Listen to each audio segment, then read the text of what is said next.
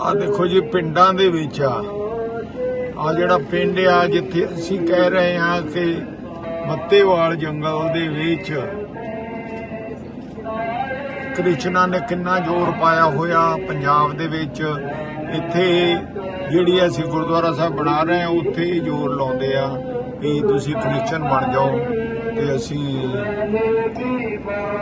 ਅਸੀਂ ਤੁਹਾਨੂੰ ਪੈਸੇ ਦਿੰਦੇ ਆ, ਸਭ ਕੁਝ ਕਰਦੇ ਆ, ਹਨਾ। ਤੇ ਆ ਤੁਹਾਨੂੰ ਦਿਖਾਉਂਦੇ ਆ ਕਿ ਆ ਇਹਨਾਂ ਦਾ ਕੰਮ ਆ।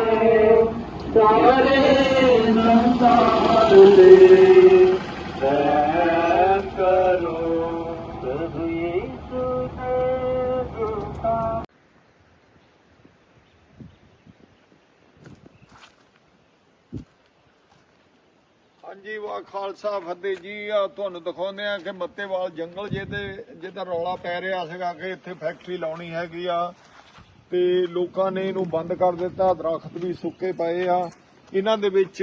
ਜਿਹੜਾ ਅਸੀਂ ਉਹ ਜਾ ਕੇ ਦੇਖ ਕੇ ਆਏ ਹੈਗਾ ਕਿ ਬਣਾ ਰਹੇ ਆ ਗੁਰਦੁਆਰਾ ਸਾਹਿਬ, ਫੈਮਲੀਆਂ ਰਹਿੰਦੀਆਂ ਉਹਨਾਂ ਲਈ। ਅਸੀਂ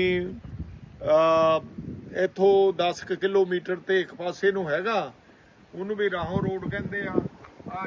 ਜੰਗਲ ਦੇ ਵਿੱਚ ਦੀਆਂ ਸੜਕਾਂ ਜਿਹੜੀਆਂ ਹੈਗੀਆਂ ਬਹੁਤ ਹੀ ਖਰਾਬ ਸੜਕਾਂ ਟੁੱਟੀਆਂ ਹੋਈਆਂ, ਬਹੁਤ ਹੀ ਮੁਸ਼ਕਿਲ ਆ। ਜਿਹੜਾ ਮੱਤੇਵਾਲ ਦਾ ਦਰਿਆ ਦੇ ਉੱਤੇ ਉਹ ਬਣਿਆ ਨੇੜੇ ਹੀ ਆ, ਉੱਥੋਂ ਫਿਰ ਰਾਹੋਂ ਨੂੰ ਜਾ ਸਕਦੇ ਆ ਤੁਸੀਂ।